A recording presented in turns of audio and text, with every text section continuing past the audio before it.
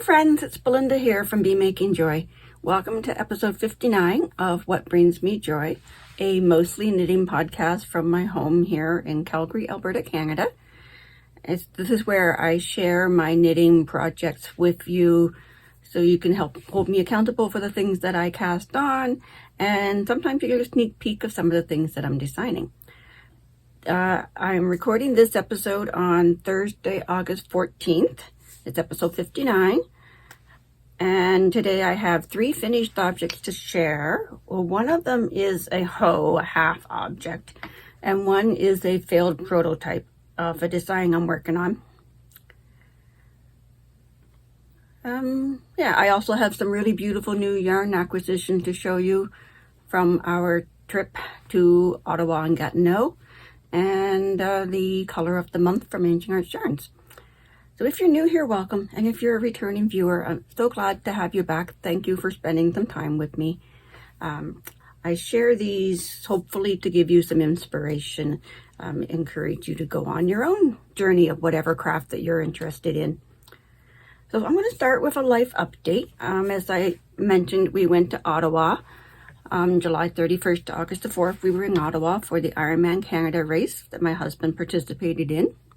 He finished in 13 hours, 18 minutes, and 15 seconds officially, which was 69th out of 140 people in his age group category. It was 1,015 place out of 1,897 total finishers. Now, 2,511 people were registered for the race, so that means 600 people either didn't show up or failed to finish. And it was a difficult race for a lot of people with the heat, the humidity, and the smoke. The medical tent was very busy every time I saw it. And Dan himself was in it for a little while after he finished. He was heat stroke, dehydrated. He needed his salt replenished before he could actually function. So, and he knew as he was coming up on the last couple of kilometers, he knew that he wasn't doing well, but he slowed down and finished the race.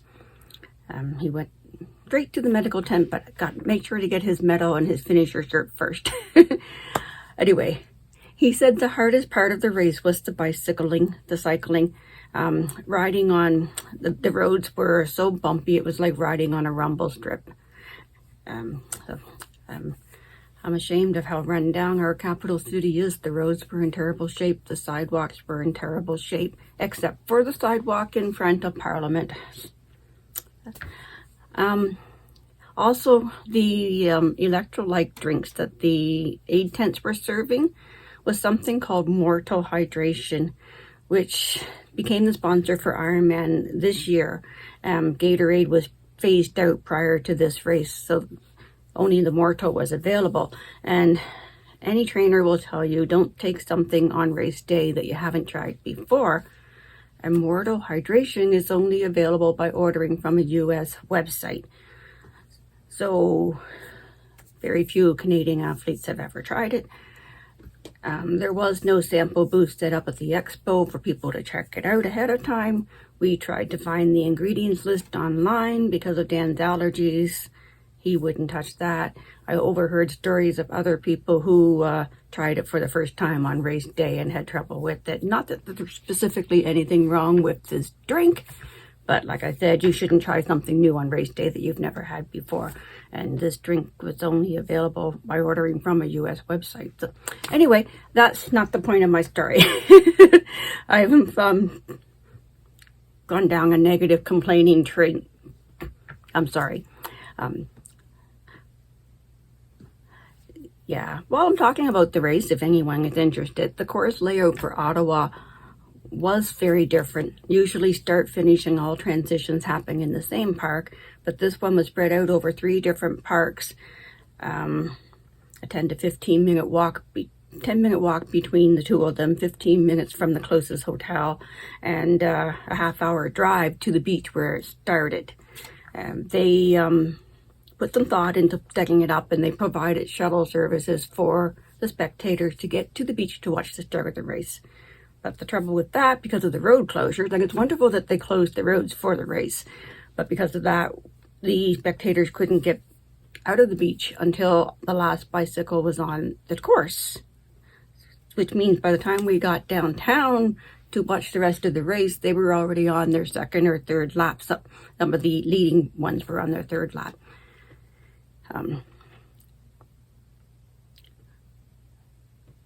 Anyway, stop complaining, Belinda, stop complaining.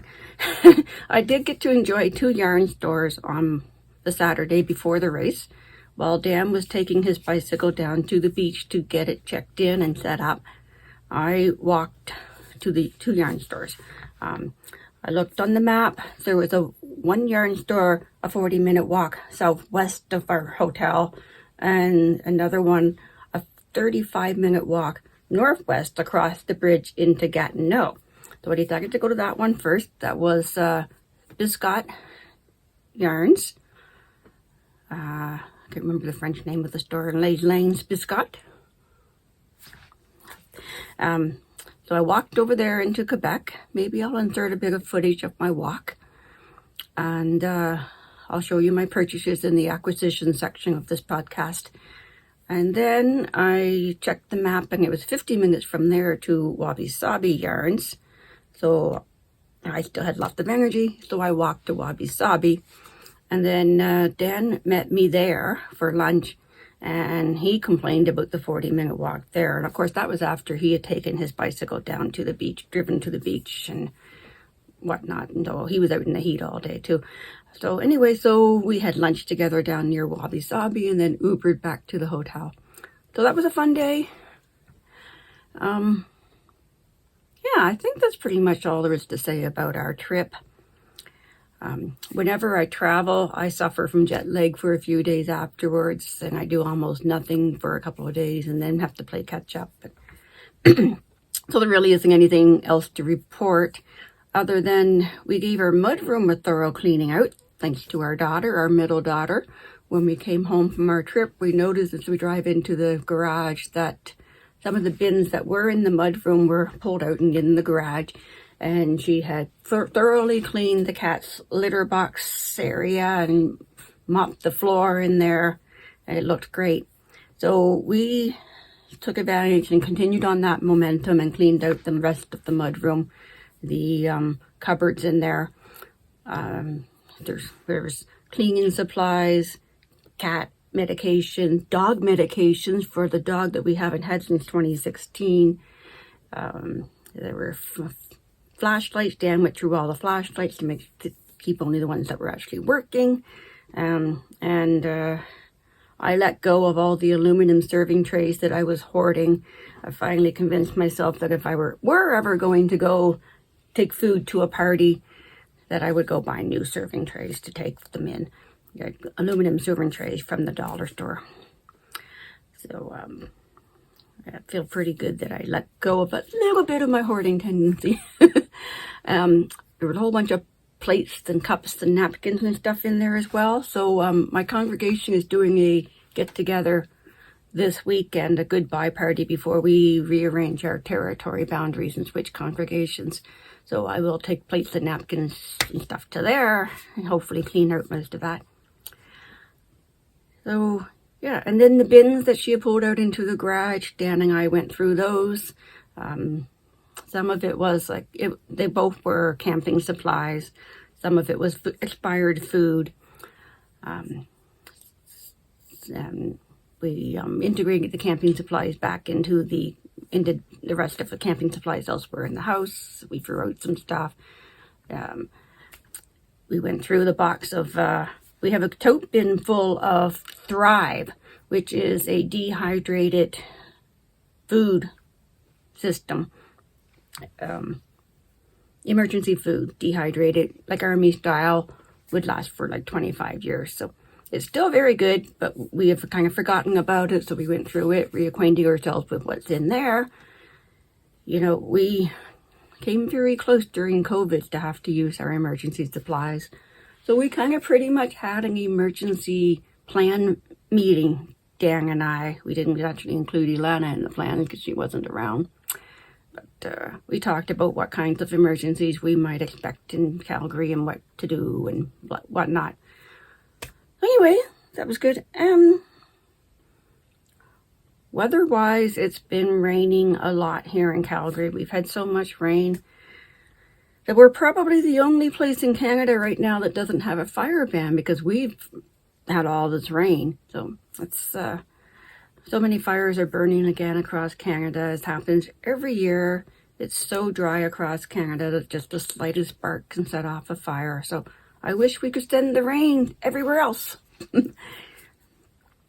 Yeah. Okay, I think that's all I have to share about life updates. So let's get started with looking at the yarny goodnesses, my finished objects. I finished my first entry for the TKGA design contest, except that I have to install a zipper. So the contest is to design a pillow. So here's the pillow. Quickly show you. I'm not going to share any of the details because I want to protect my copyright on the design. I do have the pattern entirely written, so I think that establishes my copyright, but it won't be published until after the contest ends. If I were to win, I would be publishing it with them, with their cast on magazine. TKGA is the Knitting Guild Association. If I don't win, I'll look for somewhere else to maybe enter it, or I'll self-publish it. So you'll hear more about this come November. So another quick look at that. And I started a complementary pattern, a lighthouse. So that's the brief update on that. And then I started another design that I want to submit as well. And this idea came from, I'll show you Ilana's finished object first. Her sister sent her a link to a crochet pattern for a travel neck pillow and asked for her to make it for her. And so this is it, the finished project. It's stuffable. So you would stuff a change of clothes in there or something and cinch it up. And so we searched for a knitting version and didn't find one. So I decided to design one. My first prototype kind of failed. It's too huge. I've got a full change of clothes stuffed in here, but it's too big. So I've started another version of it. I went with fewer stitches so it's skinnier, so we don't have all this extra fabric. And I've adjusted the rate of short rows so that we hopefully get a tighter turn. So let me show you how far I've done on the second one.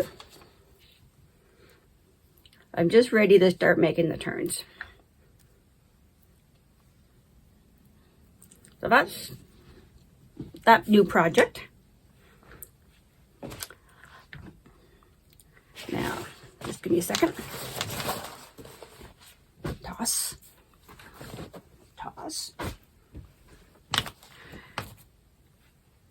Now, the only other project I worked on in our travels, most of the leg of this was done at the swim portion of the Ironman race while waiting for the shuttle to return us back to downtown.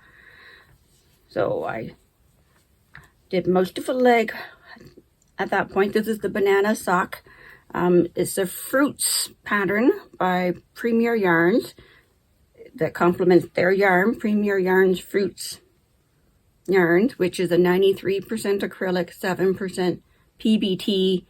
PBT is a type of polymer plastic similar to nylon. So this is all fake materials.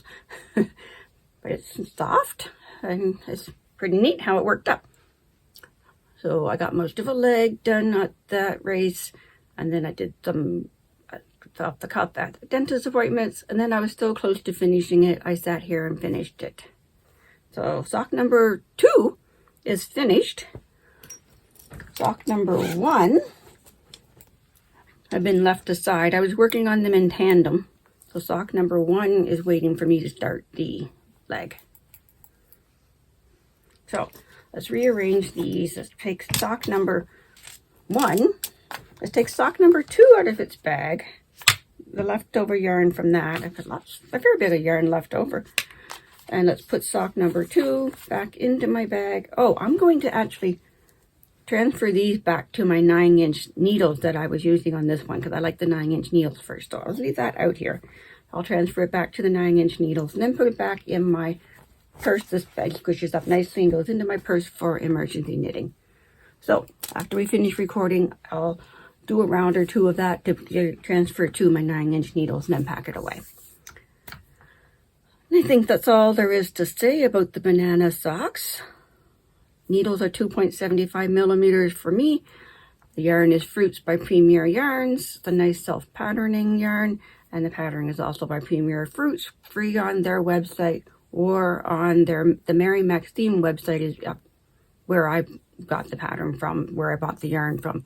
It's a Canadian website, and Premier Yarns is American. Okay. I do hope I'm not talking too fast today. I feel wired or something. Let's toss that out of the way and show you what I've been doing in my spinning world. Picked it up during July for Tour de Fleece and then decided I was going to carry on doing it, working on it every Sunday when we're home. So I've been working on this Corriedale fleece that I picked up in Tempe, Phoenix, Arizona. And I've added a couple of more layers to my cup. So I've been having fun with that. I've got a short little video clip of me doing some spinning that I would love to add here too.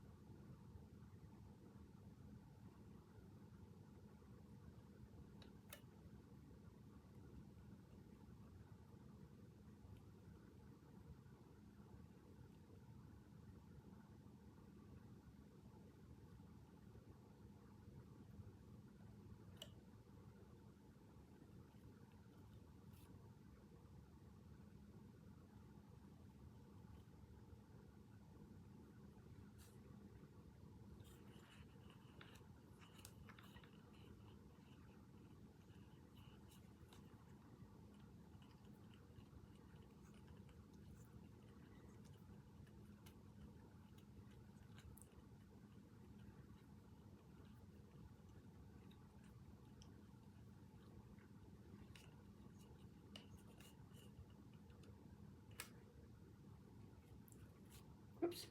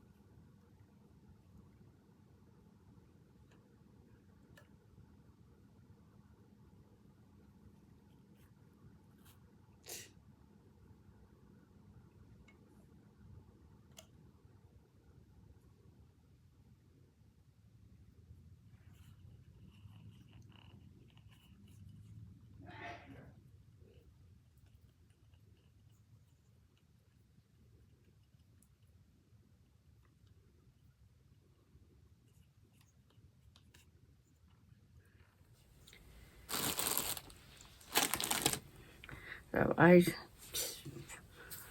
got better with my drafting, and then when I get going faster, drafting faster than the spindle was spinning, if the spindle slowed down and I didn't notice it, it would break and it would drop. Hence the name drop spindle. I kept dropping the spindle. As I keep practicing, I keep tweaking, I'm doing pretty good at it, I think. I would never go commercial, of course. I would love to get an e-spinner, but not this year. Yeah. I don't really have any other works in progress to show you. So let's officially update my WIP count. My calendar book is out in the dining room. But I was at seven WIPs on the needles at the end of the last episode. I finished the sailboat pillow, but started the lighthouse one. I finished one banana sock, but still have one to finish. I started designing the neck pillow since my last episode, so that brings me now up to 8 projects on the needles, plus the spinning in progress, plus my husband's t-shirt quilt that I haven't touched in a few months. Gotta remember not to forget that one. We'll get back to it someday. Yeah. Okay, let me talk about my upcoming plans and then show you my yarn acquisitions. So I need to, as I said, install the zipper on that pillow and take some photos and enter the contest. Finish the neck pillow design and enter that. And I want to finish the sailboat design. Now I don't know, I have to look again at where the instructions are, when the deadline is. I have that here. Pillow. The contest is called Pillow Talk.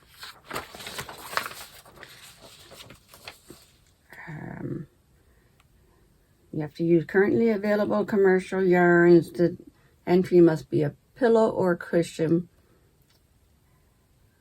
And all entries must be hand knit. Submitted designs must be original work of the entrant. Only current members are eligible. Knitters of all levels are encouraged. Published designs are not eligible for entry. So I can't enter one of my previous designs. A limit of 2 entries per designer. I didn't notice that before. All entries must be received by 11:59 p.m. on September 30th, 2025. Okay, I was thinking it was September 1st. September 30th is the deadline. Okay. Anyway, so upcoming plans is to definitely first finish that stuff. And then I'm going to start the Ooey Gooey by Andrea Mowry. Actually, I probably will start it soon, because I'm doing just to start it. Might be starting it before I finish this. No, I have to finish this. I have to finish this. I have to finish this. But the Ooey Gooey pattern by Andrea Mowry, I bought yarn for it at Biscott Yarns. I'll show it to you in a minute. I need a new yarn winder. So I'm debating on whether to go with a wooden one or an electric one. If you've been following me, you've noticed my plastic Knit Picks hand winder started making wonky balls. I tried it again with this yarn for a sock my daughter wants, and it turned out all very wonky as well. So, I don't know if I can even knit from that, whether it's going to come off smoothly or not. So I need a new winder. And I might be purchasing one in the next day or two. My birthday is tomorrow. And as Jehovah's Witnesses, we don't actually celebrate with parties or birthday candles or obligate people to give us gifts. But I can give myself a gift. So yeah. Do you have a preferred model of yarn winder? Let me know. And let's see, this afternoon I'm going into Ancient Arts for a talk and a book signing by Anna Hunter, who wrote the book, The True Cost of Wool. She also wrote a book that I have. Oh, what was it called? Something about shepherdess. Canadians. She's a Canadian shepherdess. She owns Longway Homestead, which is a farm and a mill in Manitoba, an hour east of Winnipeg. We're doing a road trip next week to Winnipeg. I don't know if my husband would let me go an extra hour east to go visit this place. I don't know. Anyway, I need to put some thought into what to take, clothing-wise, knitting-wise, food-wise. I didn't mention that I met again with my dietitian. We talked some more about how to read nutrition labels, what to look for, We talked about how my healthy eating went out the window on our Ottawa trip, and probably would again on this road trip. So we talked about what to look for my specific needs, which differ from my husband's needs, of course. So we talked about what I should take with me for road snacks, how I should have a fiber-rich snack before going to a barbecue or pierogi night. Get that extra fiber in everywhere I can. And why I should lean towards a vegetarian or seafood options on a restaurant menu, because other meat options are heavy on the carbs, the calories. A lot of restaurant meals are heavy on carbs. Sauces are really heavy on fat. So, yeah, I need to keep looking for ways to get more vegetables in. So, anyway, on this Winnipeg trip, we'll take a week. We'll drive out in 2 days. It's 12 hours of driving straight, plus stopping at gas and meals and etc. extends the drive. So, rather than show up late at night, we'll probably stop over at the halfway point, roundabout Regina. It's the halfway point between here and Winnipeg. And then the drive home, we'll probably do it all in one day, because it doesn't matter what time we fall into our beds, right? We're going to visit with some of Dan's family, his mother's family and his father's family. Most of them all live in Winnipeg. So we've got a couple of visits planned out. A barbecue on Sunday with a couple of branches of his father's family. And so Ilana is driving out with us. We have a cat sitter coming to our house to feed the cat. And Cassie will fly from Edmonton on Friday night and back again on Monday. Amanda hasn't told us her schedule yet, but hopefully she gets to come too. So, yeah, looking forward to that. I love how we're at this season in life, my husband and I, where we can just travel. We're traveling when we can, while we can, before something happens that we can't. So my next trip, I'm considering going to Woolstock East in Nova Scotia the 5th and 6th of September. But I haven't booked anything yet, and I haven't even talked to my family about staying with them. So, Mom, can I stay with you the first week of September, the first weekend of September? Yeah, I have to have a look at that again. Air Canada just went into strike, lockdown, whatever's happening, which means WestJet, their only competitor here, I would bet will probably be raising their prices. And it's ridiculous how much the prices vary. How going across Canada is so much more expensive than going anywhere else. It's ridiculous. And it varies so much. I was looking a couple weeks ago, and the prices for a return trip was just under $600. Whereas back in February, when Dan and I needed to get a one-way trip home from Nova Scotia to Calgary after we helped out my dad in Florida, it was $1,600 each one way to get home at that point. So it's ridiculous how much her prices vary. So we'll see. I better go have a look at that again tomorrow and figure that out. And I'll call my mom. Okay, acquisitions. My purchases from Ottawa and Gatineau are still in my compression sack. I always take one of these in my luggage for bringing home purchases of yarn. So it compresses up that way. There's my opening. If you're interested in this, the brand is Tracker. I think I bought it at Bentley Luggages years ago. All right, so I went first to Biscott Yarns. And my goal first was to find a yarn for the Ooey Gooey pattern by Andrea Mowry, which I'll pop a picture of for you. So I picked these two colors. This is the contrast color. This is the main body color. So I've got 4 of the main body color.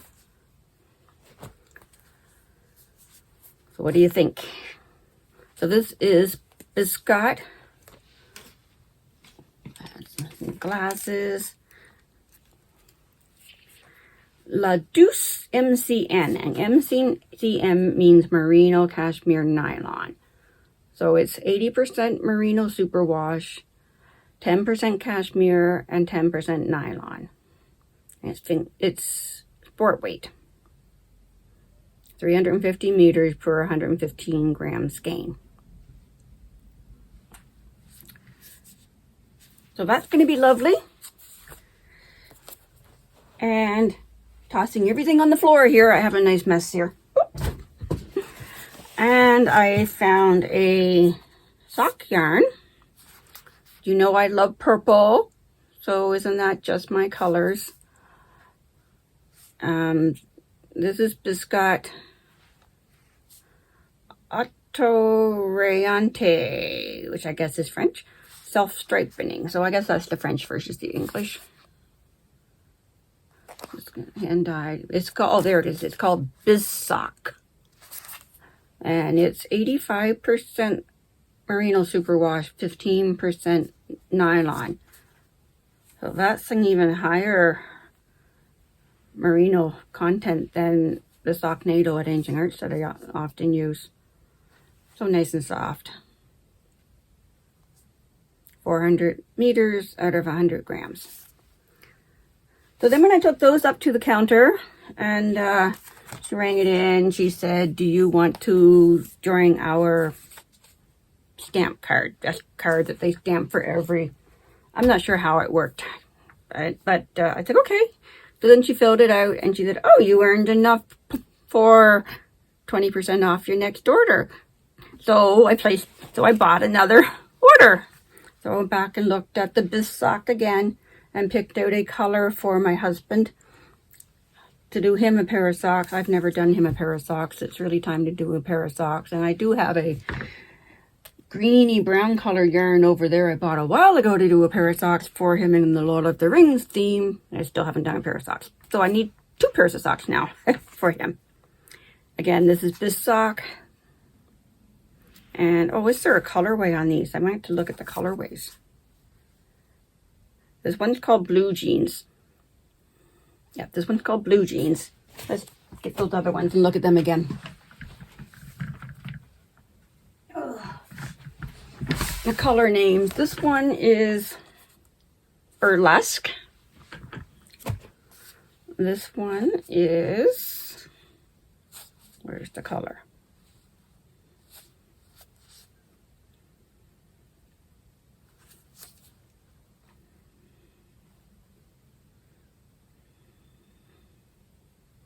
I'm not seeing a color.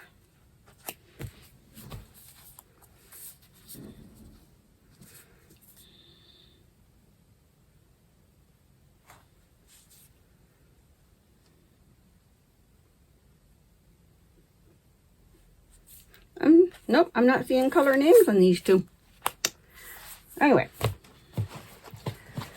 And then, as I said, I walked from there to Wabi Sabi Yarns back in Ottawa.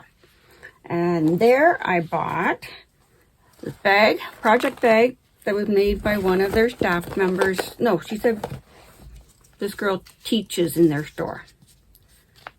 So it's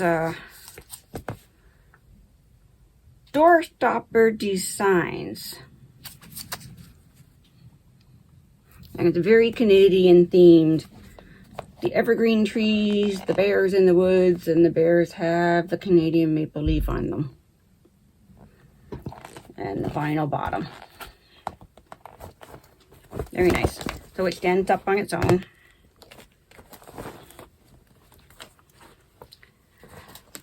And the yarn I picked is Riverside Studio, which is hand dyed in Quebec. I thought I saw that here. There we go. Hand dyed in Wakefield, Quebec. Riverside Studio. This is Super Sock. And the color is Hydrangea. And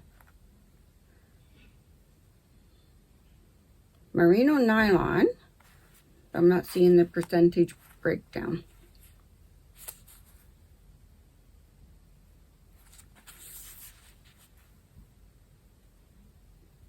or 80-20. 80% merino, 20% nylon. So I don't know what I had in mind when I picked up this one. I don't know. And then we have the August color of the month from Ancient Arts Yarns. Their August theme is Ice Cream Sundae. And I am a little thrown off that they spelled Sunday S-U-N-D-A-Y. But I'll read you their blurb. August color of the month is inspired by its namesake, the ice cream sundae. Hot summer days are always more fun when we get a chance to go out with friends or family or both to get that tastiest of treats to cool us down. A plain Sunday night might use vanilla ice cream. A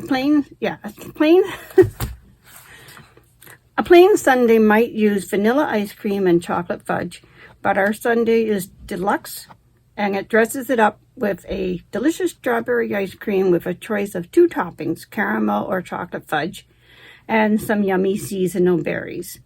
Add a little whipped cream and you have yourself a winner. So that looks very yummy, and they've paired it with some of their other complimentary colorways. They've got oak, raspberry gelato, or homemade hot chocolate. I'm getting hungry now. I want some ice cream. Now, a little addendum. I, in between recording, went out to Ancient Arts to listen to Anna Hunter give a talk. She wrote this book, so here's my signed copy. Yay! It was a very interesting talk. I look forward to reading this book, The True Cost of Wool.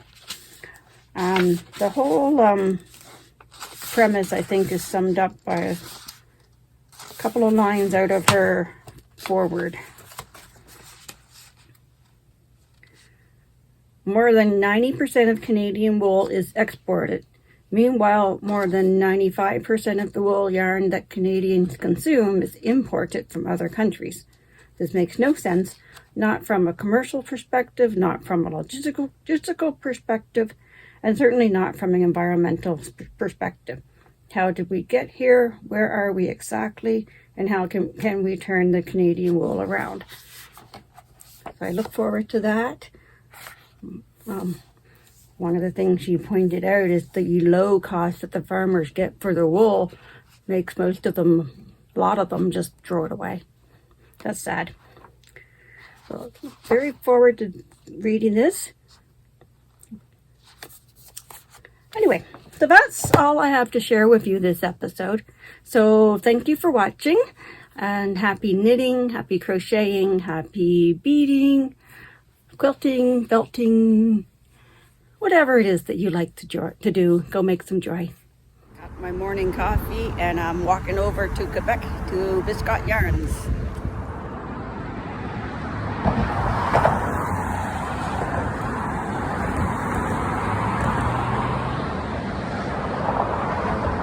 That's all it takes to get across from Ontario to Quebec. I don't think we're even going to see a welcome to Quebec sign like we do crossing most provinces.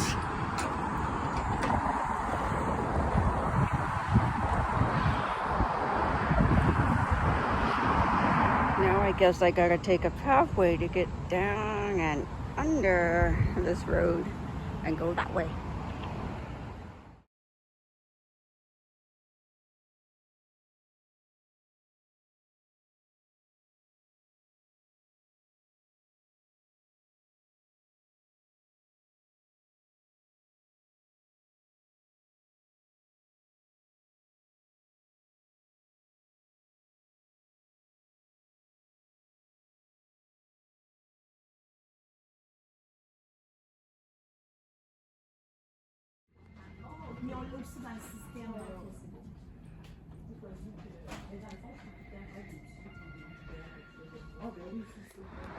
Heading back across the different bridge back into Ottawa to go to the Wabi Sabi yarn store. Granted, I only saw very little of Quebec, but wasn't overly impressed with what I saw.